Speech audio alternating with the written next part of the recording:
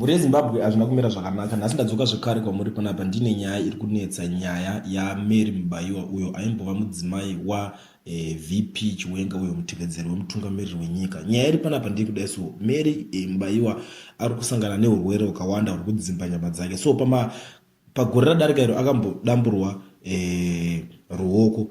Iko zvinezvi situation iya iri kuramba ichiwedzera nekuti ari kunzi ari kurata maronda asingagadzirike. Maronda acho ari kunzi pari kuzosara pasina option pakungonzi ngaachingodamburwa. So iko zvinezvi asvika pachikamu chekudimburwa gumbo zvekare. Inova nyaya iri kusiririsa vanhu vakawanda kuti ko sei zvichizodaro, nekuti nyaya iri kuzonyarwadza vanhu. Pakambobuda nyaya pachinzi akatorerwa madocuments ekufambisa, saka haasi kukwanisa kunge achiflya kuenda kunorapwa kunze kweZimbabwe. So iko zvinezvi hapana option, vari kungosara vasina option asi kungoti angodamburwa. Inyaya iri kurwadza maZimbabweans akawanda, nyaya yaMary Mubaiwa. Ndiyo nyaya yandanayo nhasi, ndakakubatirai zvekare nhasi pachannel penyu.